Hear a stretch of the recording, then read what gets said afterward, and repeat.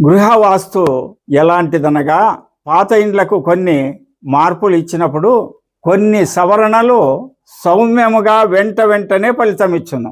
కొన్ని వ్యతిరిక్త ఫలితములను మొదట ఇచ్చి తర్వాత మంచి ఫలితములు ఇచ్చును.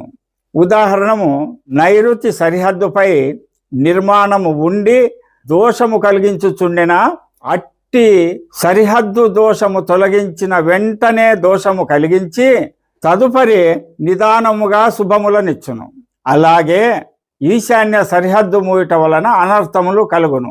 అట్టి నిర్మాణము తొలగించినప్పుడు వెంటనే దోషము కలిగించి తరువాత శుభమునిచ్చును. నైరుతి ఈశాన్యముల నిర్మాణములను వెంటనే రెండింటినీ ఒకే మారు తొలగించరాదు.